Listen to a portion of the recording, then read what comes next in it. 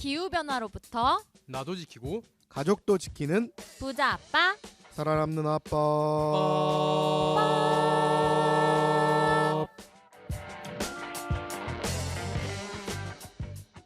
네, 저스틴 쌤이 이렇게 주거의 새로운 아이디어에 대해서도 많이 얘기해 주시고, 우리 오늘 나와주신 유채리님과 강다현님의 그 정책에 대해서도 살짝 언급을 해주셨는데, 이분들의 정책이 어떤 건지 좀 자세히 궁금해요. 그래서 오늘 본격적으로 들어보고 싶어요. 먼저 환친자들의 유채리님, 그 주거 관련해서 친환경 청약 정책을 제안해 주셨는데, 이게 어떤 정책인가요?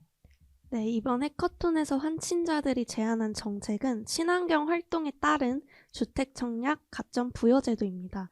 현재 청년들의 내 집 마련에 대한 관심도는 계속해서 높아지고 네, 청약에 가입하는 청년들이 늘어나고 있습니다. 맞아요. 하지만 청년들은 가입 기간이 짧고 청약 통장의 금액이 적어서 가점을 받기가 쉽지 않아 청약에 당첨되기 어려워 이에 저희는 환친자들은 청년들을 위한 새로운 가점 부여 제도의 친환경 활동을 연결시켜서 문제를 해결하고자 했습니다. 오, 되게 그 부분이 엄청 획기적인 것 같아요. 우리는 생각 못했던 거잖아요. 그렇죠. 예. 네, 청약의 구체적인 실현 방법은 그린이라는 코인 단위를 새롭게 만들어서 친환경 활동을 통해 그린 코인을 얻고 이 그린 코인을 청약 가점으로 환산하여 부여하는 것입니다. 그린의 적립 방법으로는 크게 친환경 활동 그리고 이동 수단과 기타 파트 이렇게 두 파트로 구성이 되어 있는데요. 네. 각 파트에서 얻을 수 있는 총점은 만 그린으로 하였고 여기서 만 그린은 청약 가점 1점 중 0.5점에 해당됩니다. 아, 그렇다면 친환경 그 그린을 받을 수 있는 친환경 활동들에는 어떤 것들이 있나요? 이동 수단에는 대중교통, 뭐 전철이나 버스를 타서 얻을 수가 있고요. 그리고 친환경 활동으로는 텀블러를 사용하거나 전자영수증을 발급하거나 이런 간단한 활동을 통해서도 네, 그린을 얻을 수가 있습니다. 이 가점 1점을 받기 위해서는 한 파트만 활동하는 것이 아닌 두 파트를 골고루 활동을 해야 1점을 받을 수 있고 이동수단과 친환경 활동 이렇게 두 네. 파트 말씀하시는 거죠? 그래서 연간 얻을 수 있는 가점 최대는 총 1점으로 청년 기간 동안 얻을 수 있는 가점은 총 16점이 되는 것입니다. 오, 엄청 좋은 아이디어인 것 같아요. 우리 청년들이 주거에 정말 관심이 많으니까 이게 진짜 청년의 관심도 그 친환경 관심도 유도하면서 또 우리가 이렇게 복지를 잘 세팅하게 해줄 방법인 것 같고요. 또 강다현님께서 제안해 주신 정책은 어떤 건가요? 네, 저희 정책은 이름하여 청년 자유 바퀴 데이 앤 타임인데요. 네. 그 서울에 이제 차를 타거나 뭐 버스를 타든지 걸어 다니다 보면은 자전거 우선 도로를 많이 볼 수가 있습니다. 맞아요. 네, 저 역시도 저 청량리에 사는데 청량리 이제 청량리부터 합정역까지 쭉 이어지는 이 6차선 도로를 보면은 꼭 이제 마지막 3차선 도로가 자전거 우선 도로로 되어 있어요. 근데 실제로 자전거를 타고 다니는 분은 저는 많이는 못 봤거든요. 그래서, 아무래도 네. 차가 많이 다니다 보니까 네, 좀 맞아요. 그렇죠. 실제로 제 친구들이나 저도 자전거 타는 걸 되게 좋아하는데 이제 평지인 뭐 이제 학교나 아니면 동네 근처에만 그치는 경우가 많고 그렇지만 서울이 가장 청년들이 밀집되어 있는데 네. 출퇴근 시간에 지하철 타보신 분들 뭐 말 안 해도 아실 거예요. 엄청 지옥철이잖아요. 지옥철이고 네. 이제 내가 진짜 이번엔 퇴사하고 만다 이런 걸 되게 마음속으로만 이제 되뇌이는 분들 네. 많으실 거예요. 그래서 저는 이제 한 번은 서울시청에서 명동으로 가려는데 자전거로 한 5분 걸린대요. 네. 근데 지하철 30분 이런 거예요. 제가 그걸 보고 실제로 저 지하철을 타러 갔더니 45분인가 걸렸어요. 왜냐면 그때 명동에 사람이 너무 많이 밀리고 이래가지고 결국은 45분인 거 보고 이거 뭐지 하면서 좀 빡쳤거든요. 근데 이제 자전거 우선 도로를 지금 있는 자전거 우선 도로를 만약에 자전거 전용 도로로 우리가 바꾼다면은 이거 우리 출퇴근할 때 좀 잘 쓸 수 있을 것 같은데라는 생각이 음. 들더라고요. 그래서 실제로 이제 서울 시민분들 중에도 자전거를 가지고 있는 가구당 자전거 보유 대수가 1.8대예요. 그러니까 오, 은근 많아요. 많네요. 네, 그러니까 실제로 이제 서울시가 2015년, 20년 이 정도에 이제 자전거 정책을 좀 크게 내놨을 때에도 이 자전거 우선도로 차량을 30km이라고 속도 제한하겠다 이런 식으로 했지만 실제로 이게 뭐 경찰에서 단속을 한다든지 하는 경우가 거의 없어요. 네. 이 자전거 우선 도로를 전용 도로로 하는데 다만 아직은 이제 좀 적응 기간이 필요한 시점이니까 네. 이제 처음에는 매주 일요일 오전 7시부터 오후 2시까지 시범적으로 매주 그렇게 한번 진행을 해보자. 자전거만 다닐 수 있게. 네. 여름 8월 한 달 동안 시행을 해보고 이제 만약에 시민들 반응이 좋다고 하면은 두 번째로는 이제 한 달 동안 매주 수요일 오전 6시 반부터 8시 반, 그다음에 오후 5시부터 7시까지 출퇴근 시간대에 한번 열어보자라는 정책을 냈고요. 이제 이 정책은 이제 시클로비아라고 네. 이제 남미에서도 그렇고 이제 북미에서도 또 되게 유행을 하고 있는 그 유럽이나에서도 네. 되게 유행한 자전거나 뭐 휠체어 아니면 뭐 스케이트보드, 인라인 스케이트 이런 시민들이 개인적으로 이동으로 쓸 수 있게 하는 거리를 폐쇄하는 그런 프로그램이고요. 네, 여기서 저희가 아이디어를 따와서 지금 현재 서울시에 있는 자전거 우선 도로를 포함해서 그다음에 한강을 잇는 대교들까지 포함을 해서 도로를 저희는 지정을 했습니다. 네. 저도 독일에 놀러 갔을 때 가장 부러웠던 게 그 자전거 전용 도로였어요. 그래서 사람이 도보하는 것보다도 이제 자전거 우선 그 전용 도로가 더 이렇게 중요한 것처럼 이렇게 잘 조성을 해놨더라고요. 그래서 되게 부러웠고. 저는 그래서 이 아이디어를 보면서 또 이런 질문을 누군가가 던질 수가 있을 거잖아요. 그럼 겨울에 어떻게 하냐고. 겨울에 자전거 타는데 춥지 않냐, 우리나라 네네네. 특히. 그래서 그런 걸 보면서 이런 생각도 해봤어요. 그 어떤 지역에 가면 가변차로라는 게 있잖아요. 네. 그래서 이 가변차로에 딱 그 파란불이 들어오면 이제 이 제가 지금 가는 길이 4개 차선이 됐다가 또 3개 차선이 됐다가 2개 차선이 됐다가 그래서 그 계절에 따라서 또 이제 수요가 바뀔 수가 있겠죠.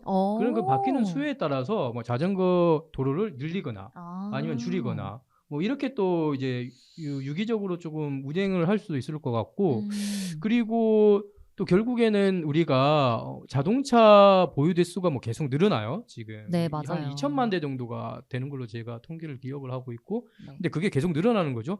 이 보유 대수 그리고 그걸 내연기관에서 전기차로 전환을 하는 것도 중요하긴 한데 결국에는 이 있는 내연기관도 운행을 적게 하게 만드는 거 이것도 중요하다고 생각을 하거든요. 네. 그러면 그 차들이 운행을 적게 하면 그 대신 그 적게 하는데 교통 수요가 필요한 것을 자전거나 대중교통이 메꿔주면 되는 거죠. 좀 그럼 어떻게 하면 되냐? 네. 운행세를 매기는 거야. 그러니까 내연기관 운행세. 그러니까 보유하는 데 대해서 네. 그 지금은 보유 금액에 대해서 또 뭐 세금을 매긴다. 그게 어떻게 되는지 제가 기억이 안 나는데 네. 그렇게 되면 전기차는 비싼데 웃긴 거잖아. 나는 솔직히 돈 많은 사람도 아닌데 그렇죠. 그래도 어쨌든 좀 더 친환경적인 안 그래도 비싸게 샀는데. 예. 그런데 그걸 한다는데 사실 그게 아니라 네. 운행세를 결국에는 하게 되면 결국에는 이 교통의 이제 수요를 이제 조절을 할 수가 있기 때문에 그러네요. 개인 차량 그렇게 또 해서 결국에는 운행 횟수를 줄이게 되면 그것을 이제 자전거가 메꿀 수가 있겠죠. 그런 아이디어들도 사실 좀 가능하지 않을까 생각을 해요. 가변도로 정말 괜찮은 아이디어인 것 같아요.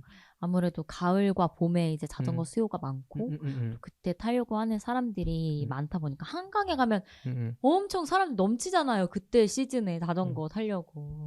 근데 그 위치도 굉장히 한정되어 있고 이러다 보니까 이렇게 두 가지 정책을 소개해 주셨는데 정말 너무너무 기발하고 진짜 입법까지 꼭 이제 성공하셨으면 네, 열심히 해보겠습니다. 네, 화이팅! 이제부터 손은 저희들에게 우리 해커톤 캠페이너 쌤들 화이팅입니다. 화이팅! 네, 만세! 이렇게 주거와 또 이렇게 도시계획에 관해서 정책을 주셨는데 또 정책에 또 살펴봐야 할 분야가 또 한 가지 더 있잖아요. 그렇죠. 우리가 또 청년들의 생계 문제를 얘기했을 때 이 생계와 직결되는 게 뭘까요? 빠질 결국에는? 수 없는 게 이제 또 우리 수상자님들도 이제 그 학생에서 벗어난 지 얼마 안 되셨는데 또 취업을 해야 되잖아요, 우리가. 그러면 이제 일자리가 이 문제가 이제 우리 대학생들이 고민하는 가장 큰 문제란 말이죠. 뭐 4년 동안 고민을 하죠, 이제. 아, 나는 무슨 일자리를 해야 되는 거. 그럼 매년 변해요. 대학교 1학년 때, 아, 난 뭘 해야지 하다가 2학년 때, 아, 이건 아닌 것 같아. 이러면서 변한단 말이죠. 근데 결국에 이제 취업하기가 너무 어렵다. 그래서 제가 얼마 전에 무슨 기사를 봤거든요.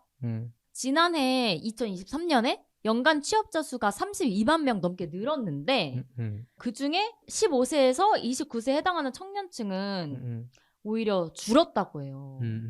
대신 이제 좀 그 윗세대가 많이 증가 수치를 보인 거죠. 50세 이상이. 이 현실이 좀 안타까운 것 같아요. 우리 청년들은 이제 갓 사회에 나오는 사람들인데. 사실 결국에는 안타까운 이런 부분을 해결해 줄 수 있는 것이 바로 정책이고 네, 정치의 맞습니다. 역할이라고 생각을 하는데 네. 지금 뭔가 정책이나 정치의 역할이 그런 것을 잘 수행을 하고 있는가 저는 좀 이에 대한 좀 질문을 던질 수밖에 없을 것 같고요. 거기에 있는 핵심은 좀 재생에너지 정책이라고 저는 생각을 해요. 이 재생에너지 정책이 사실은 네. 일자리 정책과 동전의 양면과 같은 어떤 이런 관계가 특징을 있나요? 가지거든요. 예, 몇 가지를 좀 설명해서 네. 제가 말씀을 좀 드릴 수가 있을 것 같은데 첫 번째는 이제 뭐 아리백이나 탄소국경세, 탄소조정제도 이런 것들 때문에 재생에너지가 없다. 네. 만약에 국가의 재생에너지가 부족하다. 그렇게 되면 기업들이 우리나라에 있을 이유가 없어요. 왜냐하면 왜죠? 네. 뭐 아리백 캠페인이나 탄소국경 조정제도 같은 것 때문이라고 생각을 하는데 이제 아리백 캠페인 때문에 결국에는 기업들이 아리백으로 만든 그 재생에너지로 만든 물건 납품해라 그렇게 요구를 하는 거잖아요. 맞아요. 그러면 그런 아리백으로 만든 재생에너지로 만든 제품을 만들어야지 기업들도 수출을 하고 네. 이렇게 할 텐데 우리나라 재생에너지 발전 비중이 OECD 가운데 몇 등인지 아시죠? 몇 등이었죠? 아, 그 등수를 생각할 필요가 없어.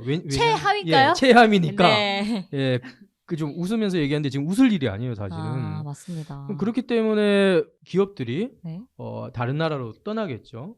뭐 그런 경우도 그쵸. 생길 이제 그 수가 보조금을 받을 수 있는 해외 있고. 아리백을 충분히 이제 이행할 수 있는 곳으로 그렇죠. 옮기겠죠. 뭐 그런 것도 있고 지금 재생에너지 투자가 정책 차원에서 잘 안 되고 있으니까 아예 국내 수요가 떨어져 가지고 하나큐셀 같은 기업은 충북 음성에 있는 공장을 가동 중단하기로 그렇게까지 된 거예요. 이 대기업에서. 정말요? 사실 이게 결국에는 뭐 산업 공동화가 그래서 생기게 되는 전초 같은 모습인 거고. 네. 그럼- 하나큐셀에서는 이제 태양광 수요가 하락한 건가요? 네네 맞습니다. 하나큐셀에서 태양광 모듈 이런 걸 이제 네. 만드는데 네. 이제 국내 수요가 떨어지면서 결국에는 안 되겠다 가동 중단을 이제 결정을 하게 된 것이고 네. 그렇게 되면 어떻게 되겠어요? 제조업이 붕괴되면 또 이 제조업에서 월급 받아서 먹고 사시는 분들이 또 나와서 이제 커피숍 가가지고 커피도 마시고 밥도 먹고 그렇게 이제 서비스 산업을 또 만들어 나가는 거잖아요. 네. 이제 그런 전체적인 이제 사이클이 이제 붕괴가 될 수밖에 없는 거죠. 그리고 또 두 번째로는 이 재생에너지 자체가 가지고 있는 일자리 증대 효과가 있어요. 혹시 네. 노엄 촘스키라는 사람 들어보셨나요? 아, 들어봤어요. 예. 네.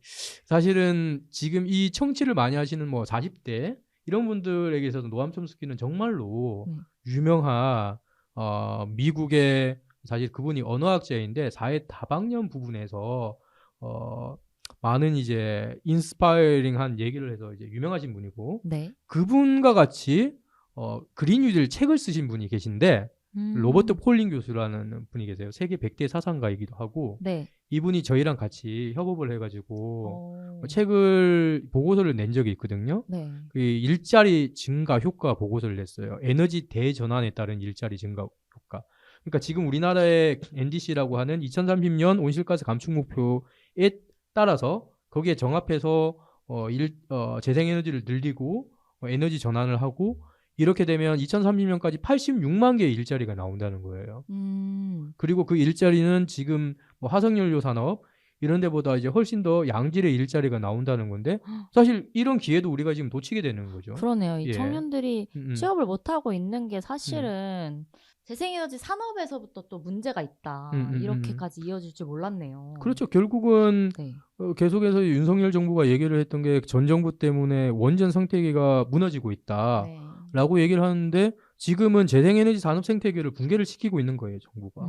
근데 그 재생에너지 산업 생태계를 붕괴를 하면 결국 그 피해는 청년들이 있게 되는 거거든요. 지금 전 세계는 재생에너지를 늘리고 네. 그 재생에너지 산업 경쟁력을 통해서 국가의 경쟁력을 늘리는데 그것과 반대되는 방향으로 가고 있는 거죠. 그리고 또 다른 하나 마지막으로 강조하고 싶은 게 결국에는 뭐 재생에너지든 원전이든 뭐든 간에 가장 빠르게 늘릴 수 있는 에너지원은 바로 태양광이에요. 네. 특히 이제 지붕형 태양광과 같은 거는 이제 민원 문제도 좀 자유롭고 이러다 보니까 그 이제 실제로 공사하는 기간은 한 3, 4개월 정도 1메가와트당 이 정도면 된다는 거예요. 그래서 사실은 이제 뚝딱 지을 수 있는데 네. 원전 같은 경우에는 한 10년 정도 걸려요. 엄청 오래 걸리죠. 예. 근데 우리가 지금 기후위기 대응을 하는 골든타임도 2030년까지라고 얘기를 했고 아까 말씀드린 것처럼 탄소 예산도 2030년 되면 거의 다 고갈이 되는 거고 네. 그리고 또 조금 전에 얘기를 했던 것처럼 아리백 기업들 같은 아리백 기업들이 아리백을 100% 재생에너지를 사용을 하겠다. 이 목표 평균 목표가 2031년이에요. 아. 예, 그리고 탄소 국경 조정제도는 지금 시범 실시가 작년부터 되고 있는데 네. 본격 시행되는 게 2026년부터예요. 아. 그러니까 이 시점을 보면 더 이상 이제 원전이 네. 뭔가 좀 더 획기적으로 늘려서 뭔가를 대응하겠다. 지금 있는 수준을 뭐 유지를 하는 거라고 얘기를 하면 정부에서 뭐 설득력이 있을지 몰라도 이 원전이 2030년 동안 우리가 지금 더 획기적으로 온실가스 감축을 하겠다. 그렇게 했을 때는 사실은 이 역할이 없는 거죠. 재생에너지가 그래서 정말 중요하고 바로 이제 청년들의 일자리 이 생계 문제와 직결되는 문제임에도 불구하고 네. 우리 정부는 뭐 세계적인 트렌드에도 역행할 뿐만 아니라 결국에는 이제 청년 정책이 거꾸로 역행하고 있는 그런 상황이다. 네, 이게 굉장히 그 시기가 음.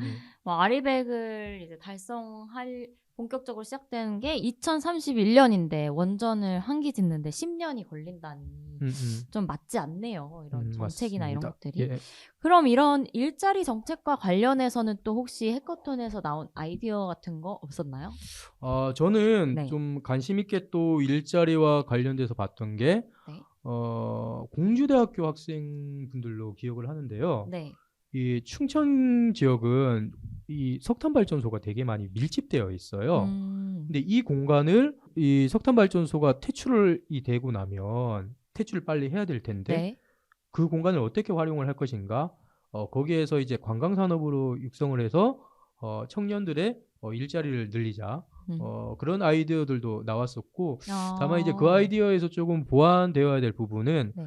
사실 제가 이 청년 창업센터에서 일을 해봤거든요. 네. 그런데 이제 이런 공간 지원하는 일을 많이 했어요. 많이 했는데 결국 이 사업이 잘 되려면 그 자체가 경쟁력을 가져야 되는 거고 그러면 그런 그 석탄 발전소의 그 공간을 활용을 하는 것을 좋은데 그 공간을 어떻게 활용을 할 것인가 그 위치가 사람들이 많이 올 수 있는 매력적인 이제 공간으로 좀 만들어야 될 것 같다는 생각이 들어요. 그래서 뭐 아까 얘기를 했던 뭐 커먼즈라 같은 그런 시설이라든지 아니면 교육 시설이라든지 뭐 그런 식으로 뭔가 조금 테마가 있는 관광이나 교육 공간 그리고 뭐 서비스 뭐 커피숍 같은 그런 카페도 이제 들어오고 그런 좀 약간 복합적인 공간으로 네. 좀 잘 운영을 해야지 좀 좋을 것 같다 그런 생각이 들었고 어쨌든 이 그 석탄 발전소 한 곳만 해서 많은 일자리는 좀 나올 것 같지가 않은데 네. 그러면 좀 부가적으로 그것과 관련돼서 어쨌든 이 에너지 전환을 하면서 필요 없는 시설들이라든지 공간들이 계속해서 나올 거잖아요. 그런 인프라를 조금 거기서 나온 아이디어를 바탕으로 생각을 해서 다시 한 번 더 일자리 공간을 만들어내는 그런 것들을 좀 연쇄적으로 더 많이 고민을 좀 해보면 좋겠다는 그런 생각도 그 아이디어를 통해서 좀 얻게 됐습니다. 네, 저희가 이렇게 또 획기적인 아이디어들 많이 제안해 주셨는데요.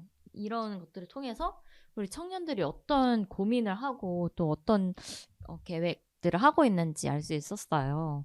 그래서 또 이번 4월 총선에 정치인들이 이제 나오는데 그들에게 또 요구하고 싶은 것이 있나 궁금한데요. 혹시 뭐 하고 싶은 말이나 아니면 이것만큼은 올해 좀 변화했으면 좋겠다.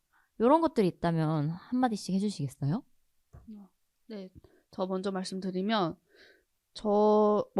저희가 만들었던 정책이 실제로 서울에만 이제 출퇴근 인구가 357만 명, 엄청 많거든요. 네. 그래서 이거 정책을 좀 제대로 반영해 주시면 저는 상당히 많은 표가 좀 있을 수 있다고 생각이 들고, 그쵸. 네.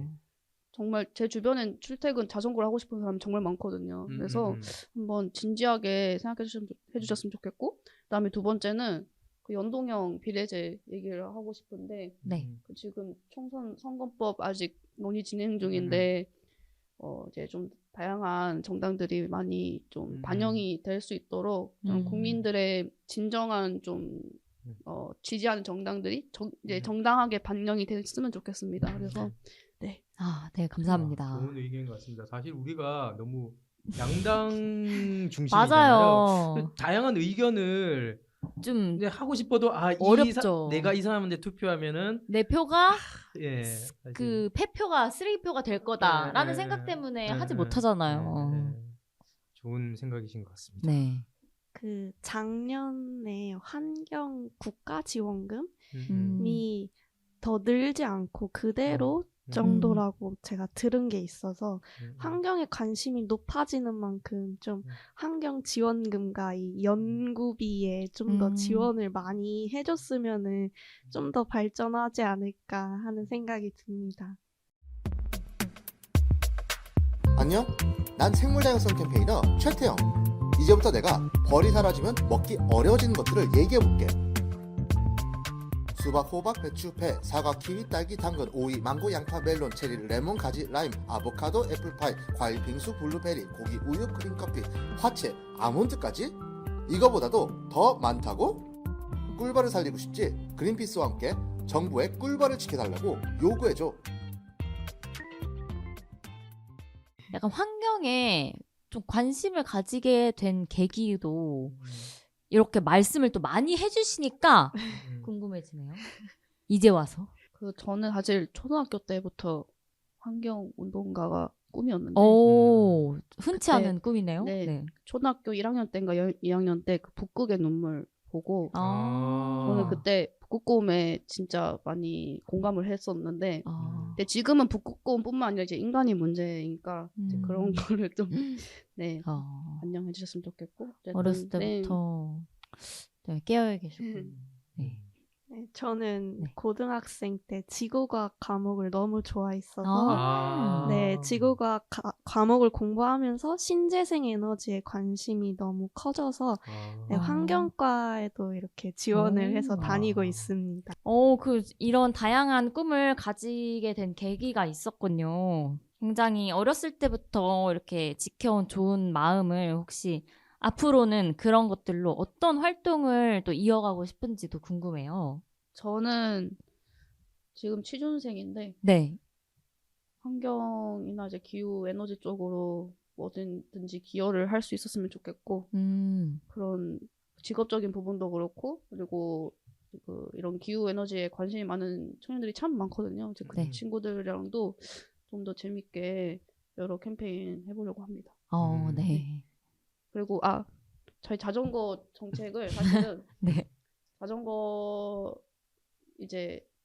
자전거를 직접 타고 저희가 좀 액션을 하려고 지금 에너지를 모으고 있거든요. 그래서 관심 있는 분들은 언젠가 또 홍보가 나가게 되면은 같이 자전거 우선도로에서 네. 네. 너무 좋은 것 같습니다. 열심히 자전거를 타봤으면 좋겠습니다. 네. 저는 아직 대학교 생활이 아직 1년이 남아서 네. 이제 저희 환친자들 팀원 6명이 다 너무 잘 맞아서 네, 서로 보완을 해줄 수 있는 이상적인 팀이라고 생각을 해서 또 다른 환경 공모전이 있으면 또 지원을 해보고 싶고 그리고 제 목표는 연구원이기 때문에 그대로 환경 쪽으로 쭉 대학원 간 다음에 연구원 쪽으로 가서 환경 관련 연구를 계속 하고 싶습니다. 공부에 대한 이제 열정이 가득하신 네, 유채림님. 네, 오늘 이렇게 두 분 모시고 얘기 들어봤는데요. 저스틴 쌤 혹시 우리 청년들에게 더 궁금하신 점 있으신가요? 저는 네. 궁금한 점 없습니다. 너무 오늘 말씀을 다들 잘 해주셔가지고 네.